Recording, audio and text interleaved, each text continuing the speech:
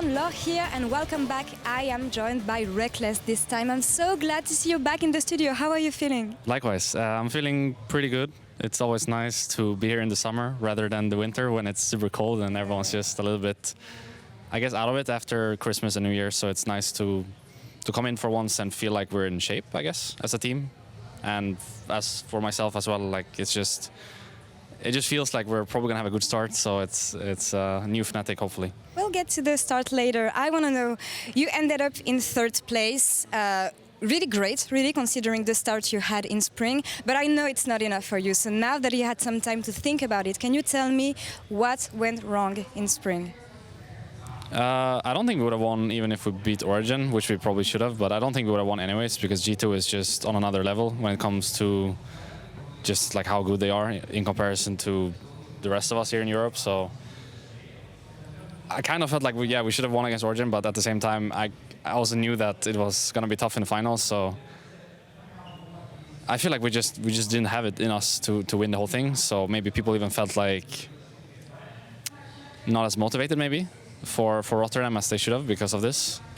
So hopefully this time around we can have like a better regular season so people that can actually go to bed believing that we can do this rather than just like having a win streak where we're sort of getting hope, but at the same time we're still remembering the losses in the beginning and the losses against Splice, and instead maybe just like an actual good split where we believe in ourselves. Well, you were mentioning G2. I want to know, what are your thoughts on summer for Fnatic and yourself, especially considering what G2 is doing right now to everyone? Well, I obviously want to be like the team that challenges G2, but I also feel like we were quite lucky to get even third last split, so it's hard to call like how good we actually are. But you got it luck? Yeah, I actually think we were pretty lucky to get third. I feel like we were not that great and people just started slacking towards the end, and then we were kind of just going through the motions, and then with everyone else getting worse, we were kind of just getting through to the playoffs for free, I guess, and it just felt weird, the whole thing. So I would like us to just be like a stronger team and not kind of just like preying on others not performing. Well, you made some new adjustments to maybe be the stronger team you want to be, and you added a new jungler. It's the first for Fnatic. You guys used to work with 2 tops last year. 2 jungler is the first. So talk me about Dan. How is he and how good is he? So people probably think that this is because there's something wrong with Broxah or there's some sort of disagreement within the team, but in all honesty, it's just we've been scrimming a lot against Academy through Spring Split, and we all thought that Dan was just a really good player and he deserved to have a chance at playing in the LEC. So now that we had some time in between the split, we figured that we should give him that chance. So we've been scrimming a little bit with him to see how good he actually is, and so far it's looking pretty good. So it's not necessarily about Broxah not being good enough or doing something wrong. It's just more Dan doing something right and being good enough to potentially play here on this stage. Well, I hope it's what will bring Fnatic to another level. Thank you, Rekkles, for joining me. And good luck on the game. Thank you so much. Now back to you, Sjokz.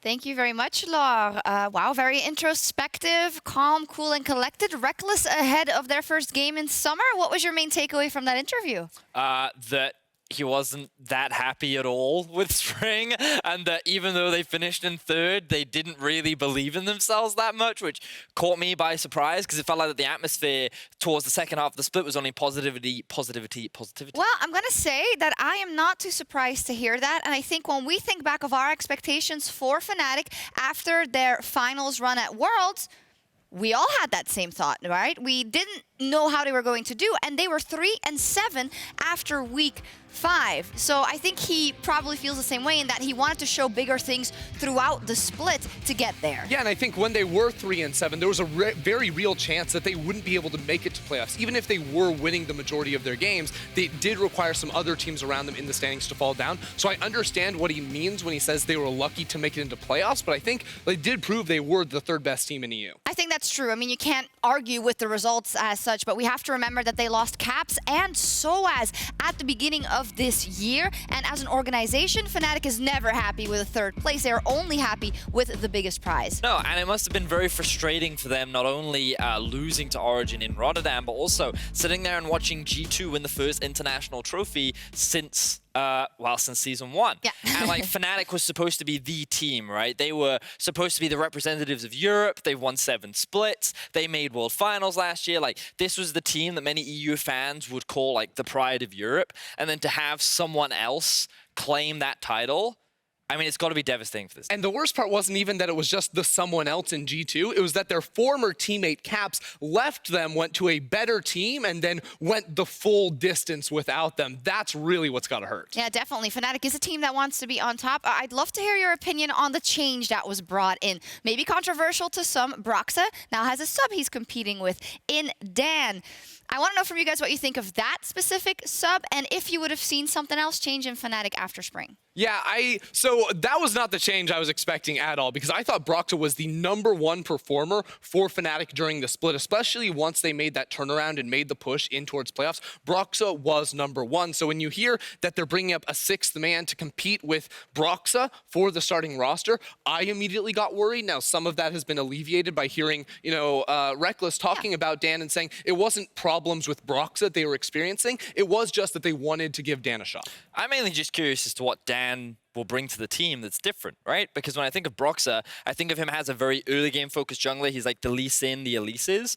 And we know that he can play around mid as well, which is what this meta would very much favor. So there must be something that Dan does or brings that is so different to what Broxah does that can bring about change and offer a different playstyle to Fnatic, which I'm very curious to see. Yeah, we will look at their opponents as well, because if Fnatic wants to prove something, they can start by beating SK Gaming, a team they haven't been able to beat in spring so far. And when it comes to the story of SK Gaming and their return to the European scene, fantastic job. Made it to playoffs with a lot of young lions from the Mad Lions, pun not intended. A rookie of the split in Selfmade. Really good first split for them. Yeah, Selfmade obviously being the standout player. I think they really did surprise a lot of people. There were a lot of new names. You expect this, rookie roster to maybe, be, pushing for a 7th place spot. But no, this team actually made it into playoffs. They actually competed, and I think a lot of it was because of Selfmade. I think that what we found was that when AD carries came back into the meta, Selfmade didn't become a single threat. Crownshot then elevated with him. And the fact that those two could compete and become big carries for the team, I think was very beneficial. Unfortunately, it felt like that their champion pool and playstyle was limited, which is why I'm actually very excited for the introduction of Sacre.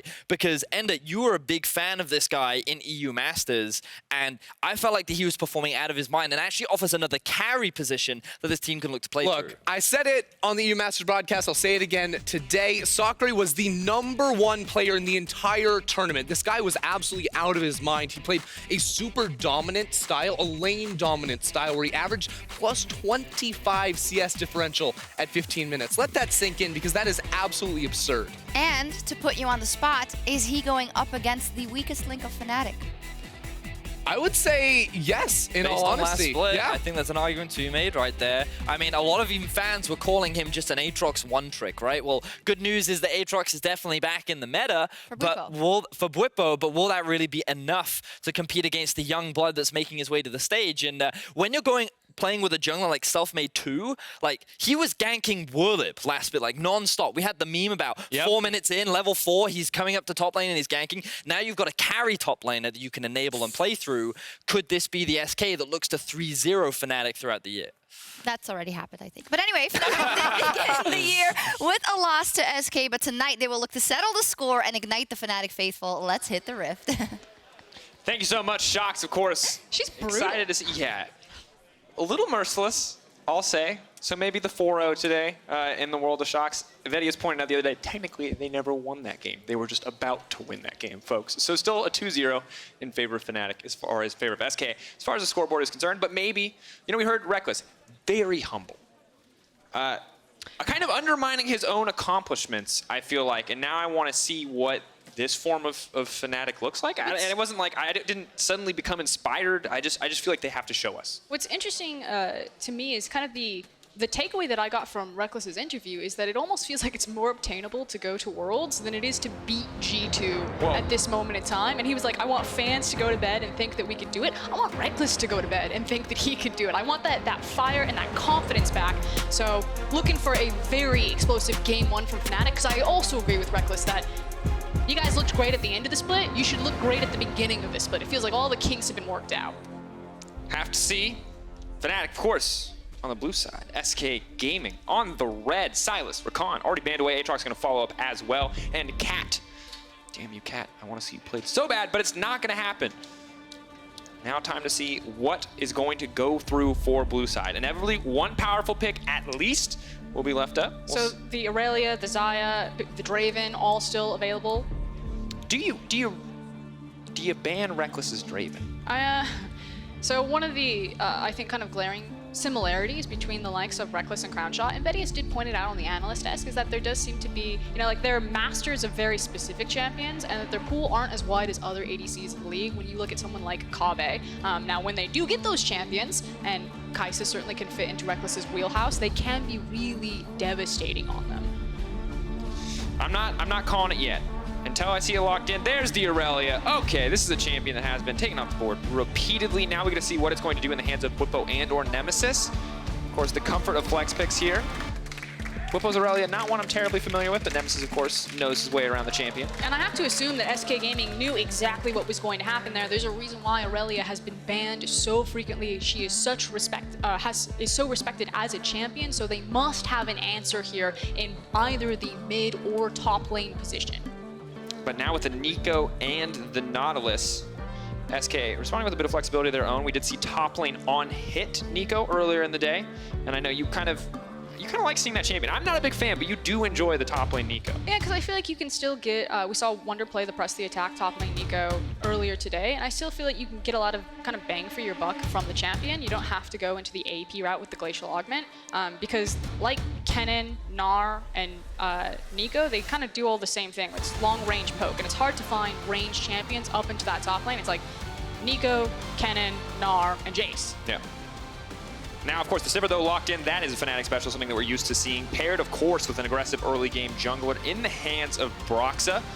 Always good to see. But now, the response on the opposite side will be the Xayah. So, a little bit of safety there in that champion pick, but also a lot of potential for chain CC. One spell shield that might not be enough for Rekkles on the bottom side. Of course, though, he, like you said, he is the Sivir expert, so hopefully he'll be able to navigate this this matchup. In terms of focusing more so on Crownshot, it's interesting. When I look at SK and Fnatic, again, they have a lot of similarities. They find a lot of their strengths through their team fighting. I feel like SK are a bit more scrappy in terms that they like to fight a lot more often, whereas Fnatic kind of curate the perfect moment, the perfect punch, and then they just use maybe 1, 2, and then knock you out. So not as trigger happy as maybe SK Gaming are, but you know, it's about scaling ADCs, it's about a lot of team fights. The only time, or the only thing I'll contest you on, is that they are very trigger happy on teleports, specifically to bottom lane. Everything else, completely agree with, but they every definitely time give a lot of resources to Rekkles. I wish I could say it was like Rekkles on a specific champion, but no, anytime I see Rekkles in the game, I'm ready for TPs to be spent on the bottom side of the map. Of course, for the top side, though, the Jace has been taken away. Olaf banned, the Braum banned as well. One final ban for Fnatic before they pass it back to SK. And SK Gaming on the red side. We'll get the luxury of last pick here, see exactly where some of these champions are going to go. Feels like with the Olaf and now with the Elise, that they're trying to make sure that Broxah gets full control and full say about what happens in this jungle. He wants to be the guy who's setting the pace, who's being aggressive, as well as the Rek'Sai ban. So that's Quadra ban for junglers with Sejuani taken away on SK side, and they had to know that this one was coming. Pretty much the only thing left, unless you wanted to get real creative, wanted to go for something like a Kindred. Karthus, of course, nerfed repeatedly over a few patches here since MSI, but you know, not going to see it quite yet in the LEC. Still technically a lot of flex picks coming out of SK Gaming. We can make our assumptions that it's probably a top lane Neeko, there's probably a Jarvan jungle and a Nautilus support, but they really haven't shown their hands until that final pick gets in, because all 3 of those picks can go virtually anywhere. Yeah. The Thresh, though, now locked in, will give a little bit more safety to Rekkles on the bottom side, of course, in the form of the Lantern, as well as the Flay to disrupt some of the engage potential from the Nautilus. So this is a bit of an abstract interaction and kind of concept, and I'll cover it when I see it in the game as, yay, Gnar. Sivir is really reliant on, like, her wave clear is really important, but unlike the likes of like Lucian and Ezreal, because she doesn't have a dash inbuilt, she's more about reactive wave clear rather than proactive pressure. You know, it's really scary for a Sivir when that mid lane is crashing in for her to walk up and then just start pushing it and create a pressure point for a team. She has to wait for the wave to crash so she doesn't get to create pressure. By pairing her with a Thresh, with the death sentence, you're actually able to give Sivir the ability to create pressure points because she can walk forward, abuse that wave clear, and then grab the Lantern back to safety. Interesting now. So we'll see how Rekkles reacts around that, if he can get a lead and maybe forego some of those weaknesses, or if he is forced to play at kind of that standard Sivir tempo. But the Gnar has been locked into on the top side for Bwipo, will now go face-to-face with the Neeko. Azir, the response on the opposite side. Pirean's going to have to survive here in the early game. We've seen what can happen when Irelia gets started, just how much power that champion brings to the table. So in talking with LPL teams, when I used to cast back there, Gnar was kind of seen as the worst Kennen, but in the same idea where you really just want to abuse the range. And why the LPL teams felt that he was the worst Kennen is because you never really wanted to be in Mega Gnar. You always wanted to have the range of Mini Gnar and continue to whittle people down. Now that we've seen Kennen take a couple of nerfs, especially in how he can use his resistances for trades, and it's been moved onto his ultimate, so he's more about team fighting than laning. I actually expect Gnar to climb up into priority where more top laners are, okay, I could take Kennen here, or maybe I could look for the Gnar because I feel the trade-off is better. And one of the things that I do love about Gnar is that even if you are put in a deficit, if SK wants to focus on that top side, as that we have seen Selfmade do so many times, Gnar still always has that potential for the ideal team fight, for that 3 seconds of hard CC, rank 16, just combine the Gnar with the wall up, get so much done in a team fight. But both of these teams poised for team fighting. You talked about the similarity in styles, and it feels like we will see that clash here on the Rift. Our 4th game of the day, and so much to see. How good are Fnatic? How good is Sacre? How good is SK? Now coming into the split, it is time to find out.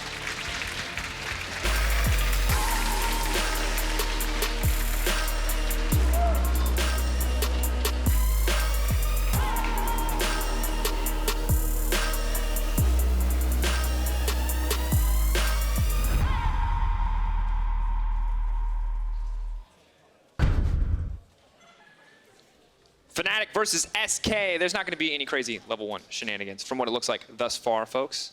Some of the Fnatic fans may be disappointed. Of course, something that they are legendary for, but as we keep our eyes on the early game, I see 2 champions in the hands of the respective junglers, Froskurinn, that can totally destroy people in the early game. Yes, which is why I'm actually really paying attention. Fnatic are famous for their level 1s, particularly their late invades, and any type of information that they get with where the enemy jungler starts, and how Broxah uses that, not just in the level 1s, but in the level 2 and the level 3. So they clearly see where the vision is. Now, how will Broxah manipulate that information to create a very practiced window of opportunity for Fnatic? For now, will we see... Wait a second. Wait a second. Oh, I was baited. Apologies, folks. I got really excited. I was like, Crownshot's on the top side. It's a lane now. It's Neeko. It changes the champion icon. I'm gullible. Hopefully, Fnatic are not as gullible. Crownshot just used an ability, so any doubt has now been dispelled. I got so trolled at MSI because what they'll do is they'll throw out the clone as like the support, and then they'll change, and you could actually be confused that there's 2 people up there. Oh, that's actually my favorite Neeko tech. Of course, a little bit of a body block there, throws forward the Shape Splitter, hoping to force the Boomerang to bounce back early in the trade. Nemesis is going to get poked out here at the level 1, of course, really needing that level 2 before she's going to be able to threaten Pirean whatsoever. But Pirean getting level 2 first means he will have the lane priority. Yeah, and looking for the Aerie, so again, versatility and flexibility in Keystone for Azir in particular, it feels like going for the Aerie, you are relying more on that poke as opposed to something like the Lethal Temple that we've seen run in the LCK. So it feels like Pirean's looking at Nemesis and looking at Irelia like, okay, we know that they're going to pick Irelia. I feel okay taking Azir into this matchup, and I'm just going to hold her at an arm's length, and we're just going to play the slow whittle game as opposed to like the Sand Soldier in your face game. Because I got to be honest, if you are in combat long enough to get some value out of Lethal Tempo, you're probably already winning your lane against Irelia. Because that just, I think, if your ideal world is getting 4 autos against Irelia and trading, you're probably dead. And that's something that Pirean painfully aware of course. As we looked away for a brief moment, Irelia is now horribly far ahead in the XP game and has the lane pretty much frozen in her favor, as now we have some aggression on the bottom side. Dream's taking a lot there. Level 2 capitalized on well by the side of Fnatic, and Broxah now moving into the mid lane. Level 3 Broxah dives, not something that I have seen in a while. Well, they go for it here. Selfmade now moving to the top side is going to be very late if they do try to go for it. The flash forward, the side step on the cocoon though, could be disastrous. Now trying to dash to safety. and backing off. Selfmade does step back to cover, but they get the flash out in the end. Traded for Broxah's. Yeah, and if they're able to punish now Azir not having access to the flash, because that was a lot expended for Broxah, also losing access to the Scuttle Crab here. So Selfmade, Broxah, he took the gamble, he went for the flash, tried to find the cocoon, missed. Selfmade now gets to invade and really start dictating about where he's going to attack on this map, taking away and denying that Scuttle. And I want to see exactly how Selfmade and Sacre interact. Of course, we saw Warlive for the entirety of last season, but now they engage on the bottom side a lot. He's going to be able to go down on Hylissang after Shock, mitigating some of that damage with the TP. Bot side for Fnatic, as predicted in Champion Select. Now Nemesis though moves forward, a good side step from Dreams, but I still think he's going to get taken down. First blood going through for Nemesis in the end. And because Pirean had been forced back, Nemesis doesn't lose anything in return. You can see that the wave is actually neutralized into the mid lane, just about to crash into his tower. And Nemesis is going to take a quick stroll back to mid lane, pick up all that farm, and not fall any far behind. He's going to miss 2 creeps of X. Nope, not. Never mind, 1 creep of XP. Excellent position for Nemesis to now be in. He's going to pick up the wave. We'll have a CS lead. Is going to be incredibly comfortable. Finding an appropriate time to buy without the TP may be a struggle as he moves further into this lane, but everything is coming up in the favor of Nemesis right now, and anytime an Irelia gets a lead, I feel like you just have to be scared. Yeah, the good news is that Pirean still does have access to his TP, that he's actually able to walk back into his lane, and he can try to play this one very safe, wait for that flash cooldown to come back up before looking for anything dicey. But I think Pirean knew from the beginning that this was going to be an uphill climb, and he's not here to lane. He's here to pick up the farm. If he gets the opportunity, he'll look for it, but otherwise it's about playing safe now. He's here to watch, you know? He'll wait. He'll get his time, 1 or 2 items into the game. That's actually a really important ward, because so many junglers are using the mid lane cross pass so that they can get very quick access into the river, especially when a mid laner is pushed up. And because Pirean doesn't have access to flash, he's just assuming that the wave will be near his tower, so making sure that he can get the vision to catch out Broxah when he decides to cross mid lane. And of course, also incredibly important because when you look at who you're playing against, because Selfmade is usually the guy who dictates the pace of the game for SK in the early game. So not only are you setting up Broxah for success, or not only are you limiting what Broxah can do, you're setting Selfmade up for success with something closer to perfect information. But Broxah, despite that vision, has still found a way forward. Pirean has to be careful. No flash available. The Shifting Sands is there for now. The step forward, the stun does connect. Where's Pirean going to go? Shifting Sands, not used quite yet. Trying to buy a bit of time. Where's he going to go? Must have used it in the lane already, because now he's going to die. Nemesis finds the kill. Level 6 coming in as well. Just too clean right there. Has the phage, made sure that he lined up the stun. Nailed down Pirean. He didn't have the flash, and you could see when Elise approached him that he was trying to dodge, but Broxah's like, I don't need to hit the cocoon. I can just use the repel and gap close onto you. Yeah, just wait. Wait till you see the dash come out, but it looks like it was off cooldown. Selfmade can move to the top side. The knockup is going to be there. Well dodged there. Now going in onto Sacre, looking for the 1v1, but Selfmade is on the way up. Bwipo in Gnar. SK going to give him that respect. Eyes on the plates for the side of Fnatic. Still going to be a significant amount of gold. And a split between Broxah and Bwipo here. Selfmade, though, still hovering, still ready to make that play. It would certainly be death, because he doesn't know where Nemesis is. Now that he has vision that Nemesis has returned back into the mid lane, they knew that Nemesis had kited up to the top lane. Now Selfmade should find some confidence to maybe make a play, and speed of plays, Pirean's like, I cannot lane, maybe let's go bot. And once again, the follow-up is insane. If he is able to make his way into the bot lane, maybe throw a few people back, but instead we'll just opt to remove the blast cone, walk through the jungle. We'll get spotted on this trinket. Coming through from the zombie ward, it looks like, and now returns to the mid lane. So Pirean hasn't really been able to participate too much in the game yet, and it does feel like Fnatic are the team to dictate the pace. Ever since Nemesis got that kill on the bottom side, he's been pretty much in absolute control. Yeah, Pirean's flash, like you said though, about to come back up, so it's going to get a little bit better here. I still feel like while Nemesis has been the big... Hold it. Oh, Hylissang immediately gets engaged on. Free hook for the Nautilus. Anytime Hylissang throws his out. That's just a bit of a head scratcher. It's day one, guys. It's game one. Gotta get the rust off, maybe do some stretches. Excellent heads up play by Dreams. And then, of course... That's just one of those XD moments. Yeah, and that's part of the reason why you often see Nautilus picked into Thresh, is because you have the luxury of just throwing out your hook in response to Thresh's hook animation, but... And then you just have, like, easier CC ripped onto your kit. And deny him an important piece of his CC and damage, so... Difficult situation there for Hylissang. We say this about Hylissang, he takes risks, for sure. Sometimes they work, sometimes they don't. That one did not. Luckily for him, the kill does not go over to Crownshot. It will go over to Dreams. So their supportal combat can continue. But Crownshot, I think, would much prefer to have the gold for now, though. Eyes on the top side of the map. Sacre looking to line up a snare with the minions, potentially. Stepping forward, though, Bwipo looking a lot more comfortable in this lane. Very defensive itemization here. Double Ruby Crystal into the Merc Treads. Not interested in getting chunked out. It feels like Bwipo has really, again, we're using this word weak side top laner, and it's not to imply anything about their skill. It's simply just the numbers advantage usually dictates it. You're not getting resources. The jungler's not camping your lane. No one's roaming up there. You're kind of left open on an island, and Bwipo, that's kind of been his identity for Fnatic in spring, and he is playing it much closer to the chest this time around with that defensive itemization. Yeah, king of the weak side. The Gangplank champion. Of course, do the same on Gnar. See how it shapes up once we get those first items coming in. I assume it will still be the Black Cleaver for Gnar, though we will have to find out. Dreams and Selfmade stepping forward. Hook will connect onto the Nautilus this time. Broxah is there for a lot of immediate damage. Aftershock has not been procced. James is going to be very tanky as he walks away. Selfmade goes down to Cataclysm, but an immediate flash out. I don't know if that was worth it. I feel like that's one of those testing moments about how much damage and how tanky Nautilus really is. But they're going back for round 2. There's no Aftershock on Dreams. He will get popped in a second if Fnatic do want to commit to the play. Also, Sacre there, making sure that he was pushed the wave forward, and because Bwipo is playing weak side and the wave is getting shoved into him, it opens up those abilities for the Neeko to start cheating towards that mid lane, possibly look to make plays with the team. But Bwipo happy to have the pressure. Also the tower plate as well. You can see a pretty significant CS difference starting to build, but SK waiting in the brush there. Big wave is pushed into Neeko right now, so it's not as big as it looks right now, so you should start to clean that up. We'll see. It's still like 10 CS, yeah, absolutely. It's not 20 CS. I was like, well, my commentary was, how many CS is Neeko actually going to get under tower? And a few is the answer. Sacre getting about 3 or 4 there. And as you mentioned, still the 10 CS deficit. Almost a 2K goal lead now in the favor of Fnatic.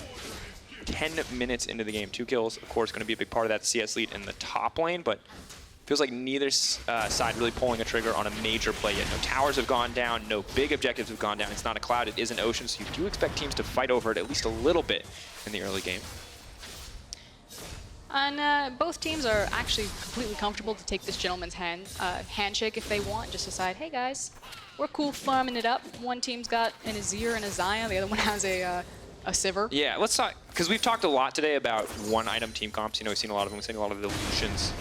Irelia, obviously a very strong champion on one. Is this a one-item game or is this like a 3-item game? Are we just waiting for the 80 carries to get powered up and ready to go? I mean, there's different bridge points, and especially with Irelia running around with the Trinity Force at 11 minutes into the game, it can start to speed up. We talk about kind of like bridge champions or bridging points. You're looking at champions that have action in the early and the mid game to kind of like pass the baton, if you will. Yeah. This is a relay race. So you carry here, I carry later. So like Elise Yeah. carries early game, presumably someone else can then impact mid to late.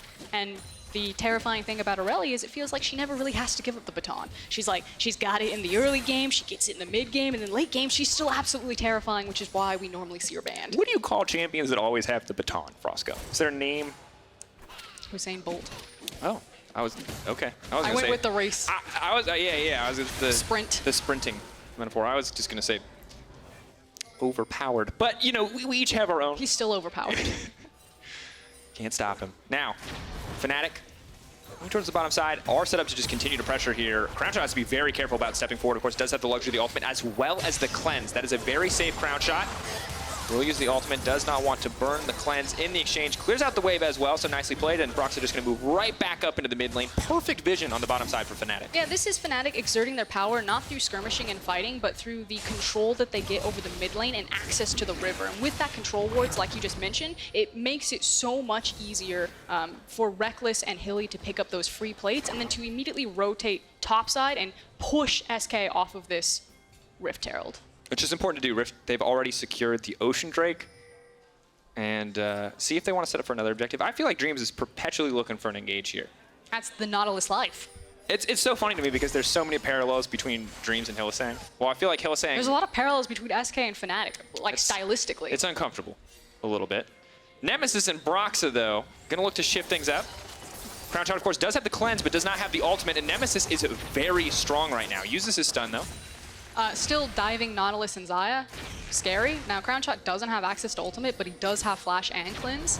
So I do like the fact that Fnatic, they're cheating that way. They are starting to build up small incremental leads for themselves in like their individual lanes, but they're not gonna just pull the trigger and throw everything away. They're being respectful still. Rekkles, though, out of mana.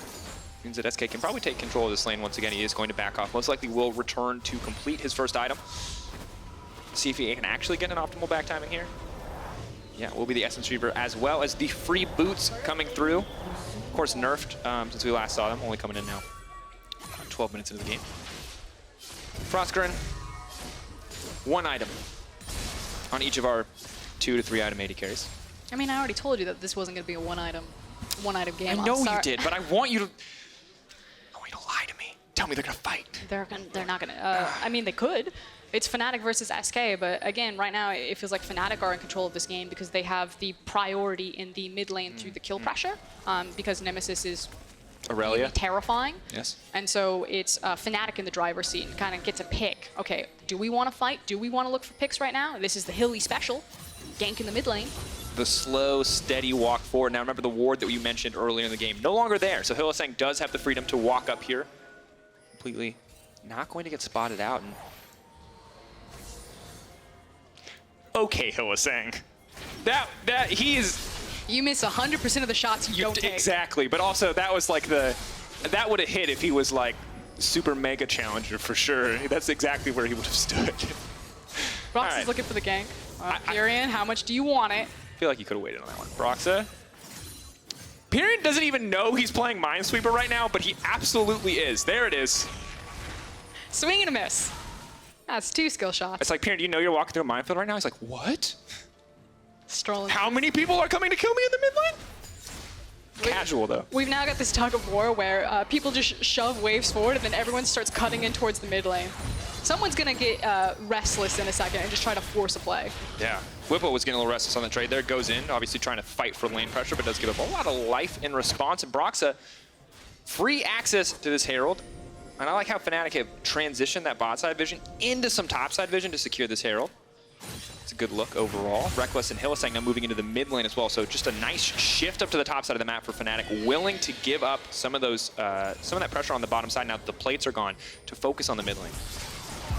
Ulti hits, and that's going to be the hook he was looking for.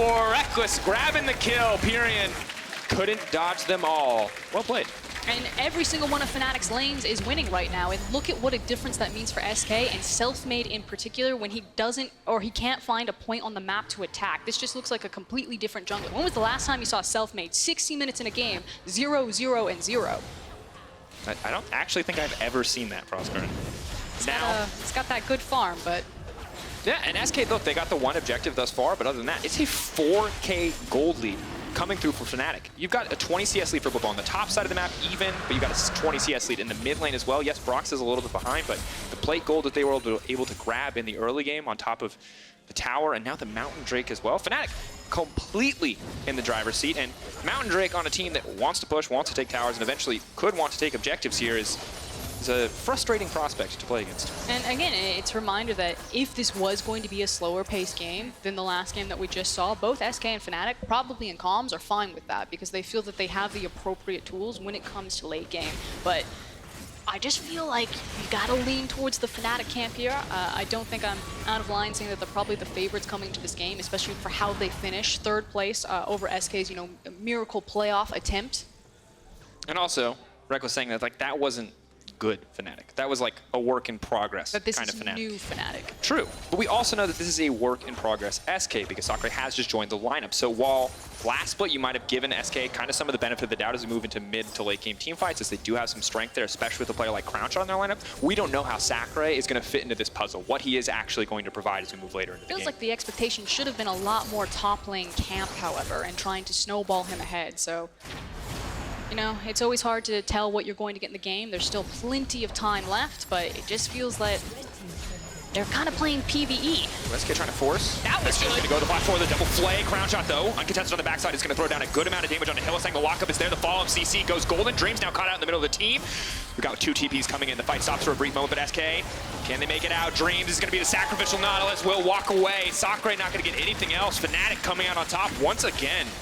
I mean, that's Hilly getting a sick flay and then missing the death sentence on the immobile target. Bwipo fiercely stepping forward here. Megan R is on the way in.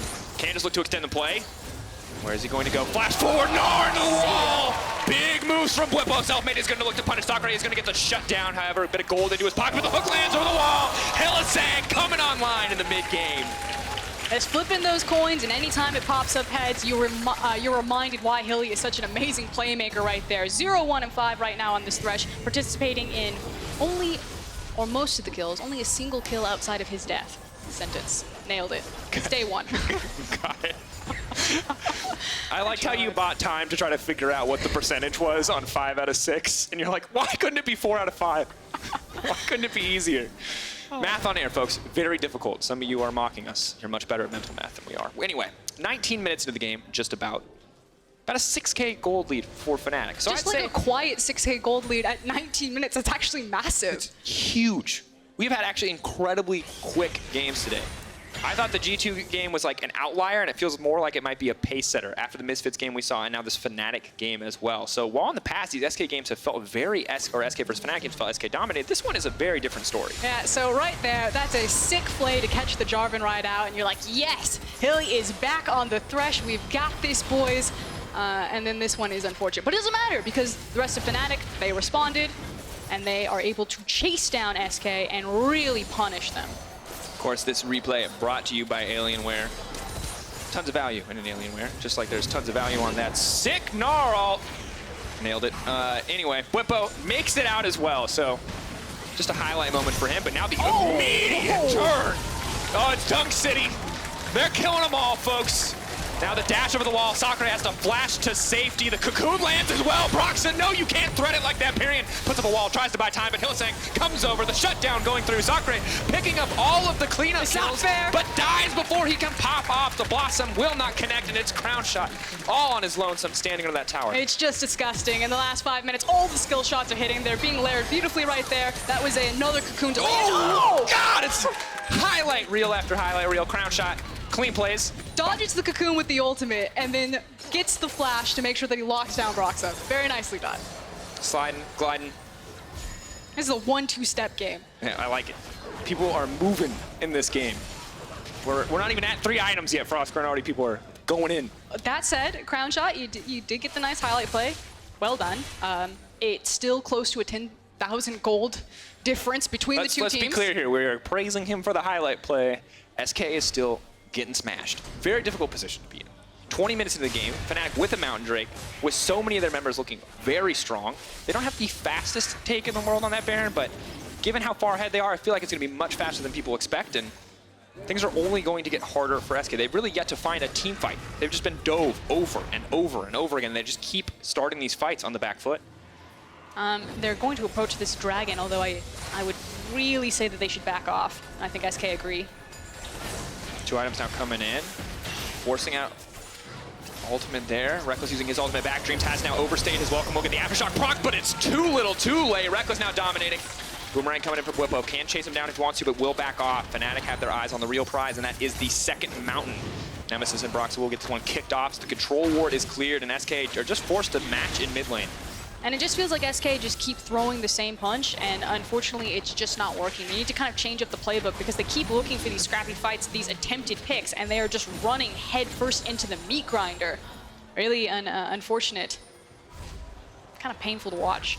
There's a lot of, yes, spinning blades on this team. Bit difficult. Fnatic, I feels like now that they have this deep vision looked in, if we look at the top side of the jungle here, it's just so hard for SK to move out. And is this just the point where Fnatic just take over this Baron pit? I mean, Fnatic could play this game out in multiple ways because of how far ahead their solo laners are, as well as their ADC. Like, if they want to, you could just group up and you could use the Rekkles, 3 items, 6-0 and 4 right now, and you could just mow people over. Or, if you want, you can play into the side lanes. Bwipo's got a Thorn Mail. Who can deal with him? Nemesis is massive on Irelia. Who can deal with her? Broxah also has double Magic Pen items and is a level 11 Elise, so I don't think that there's... Oh, Crownshot! That is both of the defensive options burned for one of the stronger members on the SK lineup. That is going to make the coming fights much more difficult. And it was basically entirely in response to a single Q from Thresh and the Sivir ultimate for just, you know, the terrifying measure. Just got to scare him. It worked. Crownshot got hooked. Makes it that much easier to walk over to the Baron and to either bait and just wait, because now the ADC missing huge key cooldowns. And I like this. They know that they have total control. Nemesis moves onto the top side, the member whose TP is on cooldown. Bwipo, the member who has TP, up and available, pushing in. Now, SK, I'll say, very brave move to move into that jungle without perfect information, but they saw Nemesis top side, so not the end of the world. And Bwipo now backing off, ready to TP in if needed. Do you ever miss talking about rage management on Gnar? I mean, at this point, it really doesn't matter. You're not super dependent on the Mega Gnars, like the game-changing It's like, moment. honestly, if Mini Gnar TP's in, we're still probably fine. It's gonna poke him. Ooh. I wonder if they'll ever change that. That has to be the best feeling when you escape and the worst feeling when they don't. Guys, you don't need 3 members to do the Baron. Fun fact, 2. Fnatic have kicked it off. 9k gold lead for Fnatic, making it quite easy. SK don't even know what's happening because they see so many members of the Fnatic lineup on the map. Dreams, the only member wise to the play, is going to step forward, but it's too little too late. Baron will drop for Fnatic. 10k gold lead. Yep, we've crossed over the marker, and now Fnatic full control. How do they want to close it out? Do they want to continue to play these side lanes? Do they want to group up? They can just hard dive the tower at this point. Again, Crownshot does have access to his ultimate, but doesn't have flash and cleanse. And maybe Fnatic decide that without those key defensive summoners, it's enough that they could look for the dive. Don't have to. Again, they can play the 1-3-1. You've seen Nemesis and Bwipo going out to your side lanes. The world is their oyster. However they want to attack this game, they get to decide.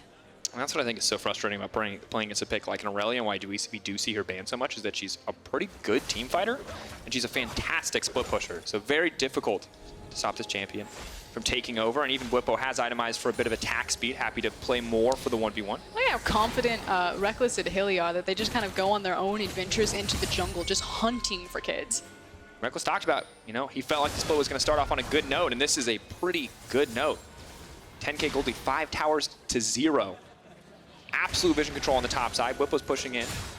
Now matched. Maybe this means that we need to reassess expectations, because it feels like, Drakos, you and I were feeling that this was very Fnatic favored, but ultimately, if you look at the history, SK probably felt pretty good going into this matchup. Fnatic didn't want to face them into the playoffs, didn't have the winning record against them in the regular split.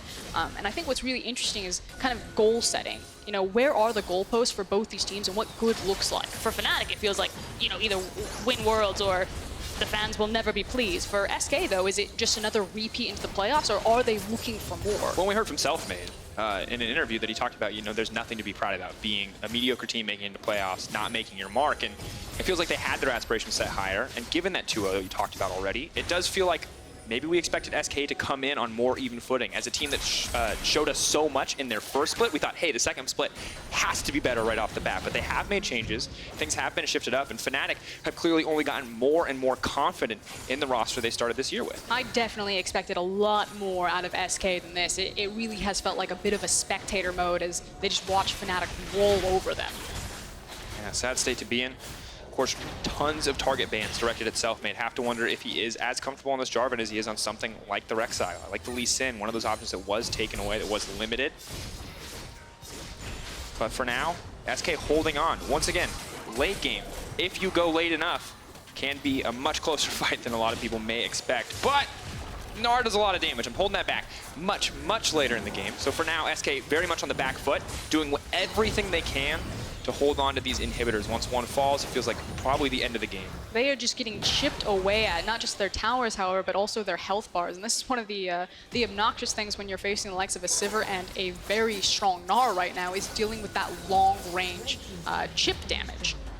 Oof. 1 tower down, 2 towers down. It's like they synced it up. Inhibitor next on the list. Both bot lane and mid lane inhibitor. Of course, 18 seconds left on the Baron buff. Selfmade, though, flashing forward onto Bwipo, wants to get something kicked off. Will force the flash back. Not going to amount to too much. The hook going wide from Hylissang. Good control ward there to stop any vision being placed over the wall so he can continue to fish from Fog of War. And Azir Tower is going to buy a bit of time as well as clear out some of these minions, but now they're setting their sights on the top side of the map. It is a slow, controlled bleed out. Fnatic do not want to give SK a chance to get their head up from underwater. And instead, we'll just slowly close in and look to end the game. Actually very curious that Fnatic played it so cautiously right there. Now the thing about SK's composition is when they are all grouped up, it can still be very devastating. Again, we always talk about like the Wombo combo. But the thing is they did a good job playing all 3 lanes to make sure that SK were never in a position where they were grouped up, where they felt confident to pull the trigger together. But without having access to the Flash and the Cataclysm, I thought for sure that Fnatic would be like, okay, it's time to end the game. They don't have one of their key engage ultimates.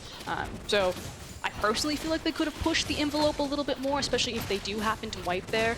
You know, there's not like you trade back a Baron. I think they're playing this one a bit more respectful than I think the gold difference says. Ah! Disaster. Got him! Kobe!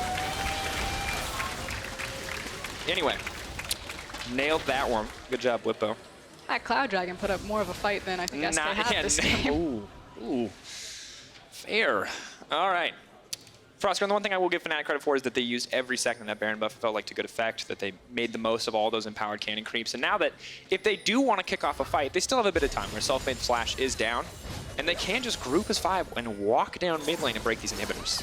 Bwipo now stepping forward. Crownshot immediately has to run, though, burning the Flash as well. Snare is going to connect. Pirean throwing back a little bit of damage. Broxah on the back side.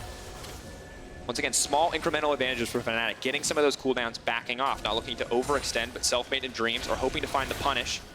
Teams really love death brushing in that specific brush. It's a high traffic area. Get him. Fnatic not going to take the bait. Will move up. Will they make a death brush of their own? There's a numbers advantage for SK here, at least initially. If they find someone and can quickly delete them, they can, you know, turn the tides for themselves. In the battle for the red buff, Crownshot does come out on top. I like that SK are always a team that are willing to continue trying, however. There's so many teams in the past in the LEC or the EULCS that we've seen just when they start to lose, they just keep losing and they bleed out. They don't really do anything, but SK are still moving, still posturing. Like, if they see that pick, if they find that opportunity, they will take it. Just feels like they have a narrow window to look for those opportunities, because I have a feeling that we're going to see the ultimates come back up for Irelia and Sivir, and then Fnatic are going to try a very similar maneuver where they literally just sprint at someone. Oh, look, there it is. The sprint at someone maneuver. TP coming in on the backside. Selfmade might need to make his way out to safety. That is a mega Gnar. If he gets in the midst of the team, it will be disaster. But leaping forward, throwing it back, not going to get much done, though. Pirean's still alive. Nemesis going to the backside. Crownshot is there. They're focusing down the Irelia. But no, not enough. Sterex Gauge buying Nemesis of plenty of time. Broxah leaping forward onto Pirean. The double kill comes through for the Fnatic jungler. Crownshot goes golden, but he just gets to watch himself die. Another kill going over in favor of Fnatic, and that's going to be it. It's over. We were just waiting for the cooldowns. Fnatic showed that they had the confidence. They couldn't make it stick the first time around, but they got the key summoners from Crownshot and made good on it the second time around. They will not be 4-0'd. Fnatic strike back against SK. And with confidence, Fnatic opened the split. SK could not find their footing in the game, could not find any opportunities, and it is dominance from Fnatic in their first match.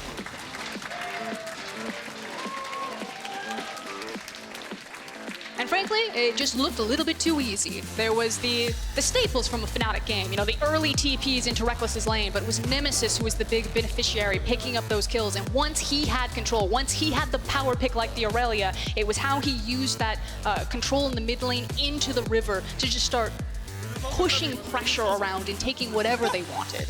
And how much attention Pirean got. So difficult to play against. There's just so much setup CC. There's so much follow-up CC as well in that Fnatic lineup. And well played overall. Never felt like they were out of the driver's seat. Felt like they were in total control. Outside of maybe one play on the bottom side of the map in the early game, it was a story of Fnatic dominance here in their first match on stage. And for SK, I feel like we've been left a little wanting. Need to see what they can show in their match tomorrow.